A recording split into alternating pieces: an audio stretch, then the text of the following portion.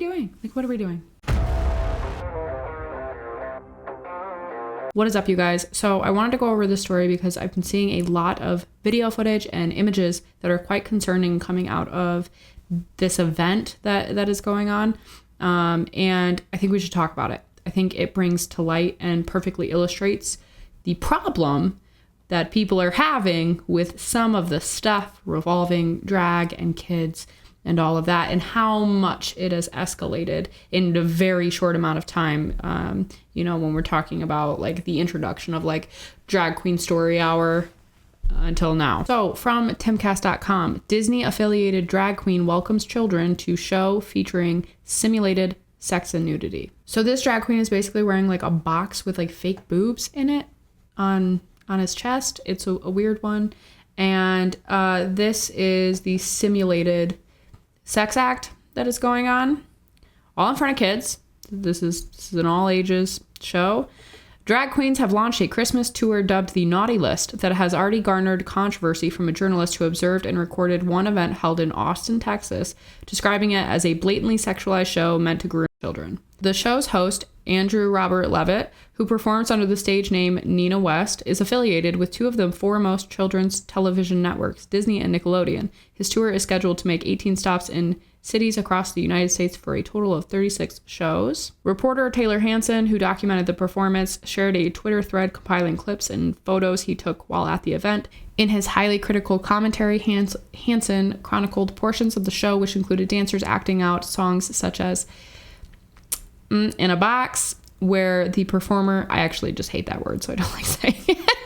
It grosses me out. Where the performer sauntered around on stage with two prosthetic breasts exposed from a box hanging off his chest. Other men dressed as caricatures while using stage names such as Screwed Off the Red-Nippled Reindeer and Crystal Methed took up sex positions, grinding and humping one another as the audience, in which at least 20 children were present, watched. During the lull between acts, members of the show interacted with the crowd, often singling out its youngest members. The blank in a box performer, for example, leaned over a small child and asked, "Are you reaching for my... Are you hungry?"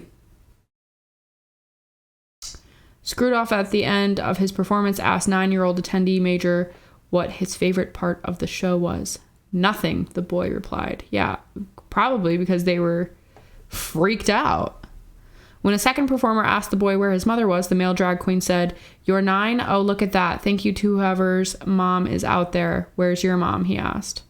"Is mom over here?" the man asked again, looking off into the distance. Once the boy's mother was located, the man said, "Hi, Mom. I saw you at the meet and greet, didn't we? Thank you so much for bringing Major out. That's so sweet of you. Oh, we love you. That is so sweet of you.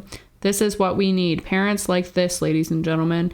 You are such an awesome mom for bringing your kid out to a family-friendly drag show, ladies and gentlemen."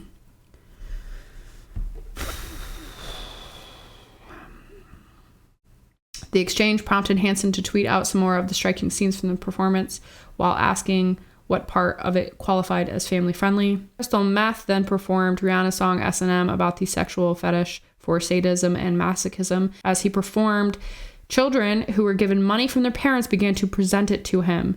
$10 already. I think I have a fan. Obsessed much? He said to the one kid in the front row. Major, who returned to the front of the crowd for a later performer, also offered money. "Thank you. Are you having fun? Are you enjoying it? Are you confused yet?" the drag queen asked the 9-year-old. "Oh, you watch Drag Race at home with your mom, don't you?" Host Andrew Levitt, who under his stage name Nina West has done work with both Nickelodeon and Disney, then presented the audience with a game called Naughty or Naughty, where people shared stories about their sexual experiences. "You'll never believe this. I had sex with my father's boss in my father's office," Levitt said before asking an audience member to participate. Okay. I'll link all this in the description down below. So when we're talking about grooming, that's what we're talking about. This type of thing. Involving children in highly sexualized activities, content, behaviors, and encouraging that and telling parents, "Oh, look at you. You're so great." No, you're not. If you're taking your child to an event like this, you really need to sit back and start rethinking your decisions and what you are exposing your children to and why you think that's okay in the first place. Because I guarantee you, if a straight man walked up to your kid and started talking to them about their sexual experiences, you would hopefully have a big problem with that. So why does that not apply in this situation? And quite honestly, it's very alarming to me that so many people are just saying, oh, you're just calling anybody who's gay, anybody who's trans, anybody who's within the LGBTQ umbrella a groomer. No, we're calling people like this a groomer.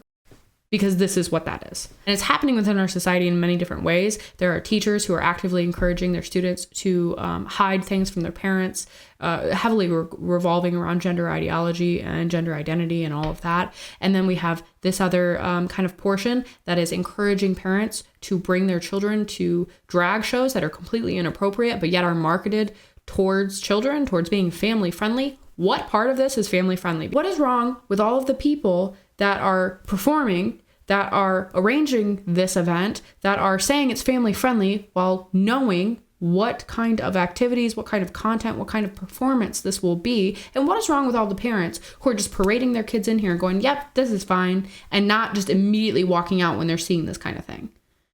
This isn't about tolerance, and it's not about inclusion. This is about protecting kids from concepts and ideas that they are nowhere near ready for. And if you cannot understand the distinction there, then there is a problem. If this is only happening in an adult environment around adults, I don't care. You do you, boo-boo. But the minute you bring children in to parade around and expose to this kind of performance, you are in the wrong. I don't care if it's gay. I don't care if it's straight. I don't care if it's anything in between. That's the problem. For anyone, honestly, to try to use the LGBTQ as a shield, that's what you're doing. If you're the one who's saying you're just calling anybody who's gay a groomer, you're the one who's equating grooming to being gay. And that is a problem. And there's a whole lot of people that I know who are gay or are trans and are completely against all of this because they see how disgusting it actually is. Don't encourage this type of stuff around kids. You don't try to normalize it, because that is literally normalizing children to sexually explicit ideas and content. That's grooming. That's grooming, guys.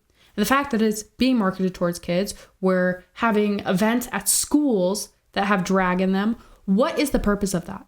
Why do kids need to be involved in that? And furthermore, why do drag queens want children as their audience?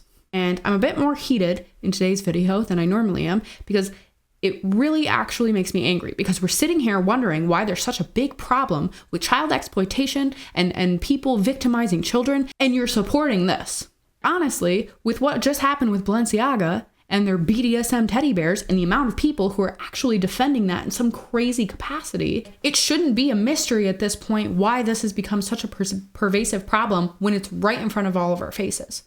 It's just out in the open at this point. Nobody's hiding behind closed doors anymore. It's just out in the open for everybody to see. And the messed up part, the effed up part, is so many people are going along with it to look like a good person, to go, oh yes, look how good of a person I am. I'm so tolerant and inclusive. You're tolerating way too much. I'm going to tell you that right now. These types of events are completely smearing actual gay people who are good people, who are normal people, who aren't trying to get kids involved in this kind of thing. You're making a bad name for the community your damn self. And all of the straight parents going along with it because they want to be such a good person. No. And I'm really tired also of the that's not happening mindset. It is happening. You're ignoring it, or you're just not seeing it because you're watching CNN and MSNBC, who don't ever report on it unless it's to say, oh, look, the right is making up all of this hateful rhetoric against the LGBT community and they hate drag, and drag isn't bad at all. And they're only showing you the parts that they want you to see on purpose so that you don't know what else is actually going on. And that's my biggest problem with left-wing media and legacy media in general. Because like they all do it. They all show you little snippets. They tell you what to think, and they hope that you just regurgitate those talking points over and over again. And then for this person to be affiliated with Disney and Nickelodeon, okay, well, do you remember what happened to Jeanette McCurdy? Do you remember what happened to Amanda Bynes? Do you remember what happened to all of these child Disney and Nickelodeon stars who then went on to explain how they were abused and exploited and they couldn't say anything and it really messed them up for the rest of their lives? And then you're just willingly going along with that? for the kicks. Like, I have seen so many drag performances that are completely inappropriate, and there are children in the audience, and the kids are just, and the adults are just laughing. You're just sitting there laughing a lot? No, absolutely not. You're supposed to be making the good decisions for them. You're supposed to be looking out for their best interest, and instead you're exposing them to simulated sex acts on stage. I tried to be an understanding person, and I can understand how you would think like something like reading a story to kids as a drag queen isn't like that big of a deal. But yet again, slippery slope, and it's been proven correct time and time again how the slippery slope fallacy isn't actually a fallacy. It's just a prediction of what is to come. I'm gonna leave it at that for today because I'm just angry looking at all of it. But thank you guys for watching and listening to my angry rant today. I'll see you in the next one.